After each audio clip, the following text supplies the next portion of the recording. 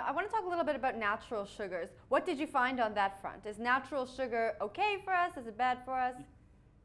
No, look, I mean, this only recently the World Health Organization, their findings that came out and said that we should have 6 teaspoons a day for optimal health.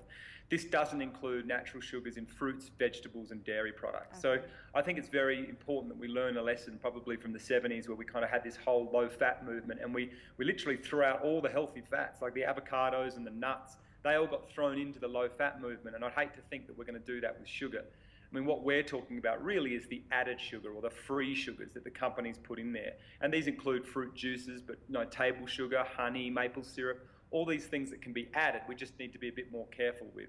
Whereas the sugar in fruit is protected by the fibre, the natural sugar in vegetables is great, and also in lactose, in dairy products and cheese and milk, if you can tolerate it, is perfectly fine.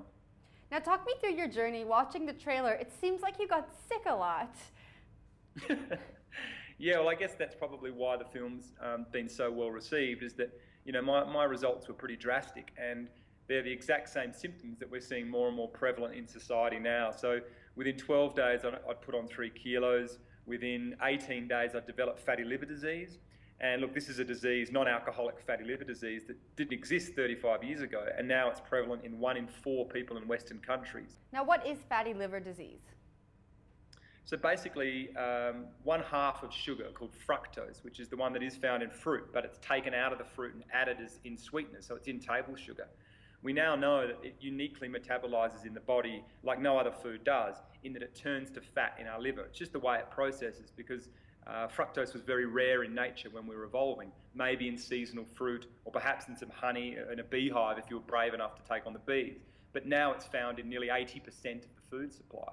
So we're just not designed to actually deal with the amount we're having at the moment. So it just turns to fat very quickly, which is why my liver turned to fat in just 18 days.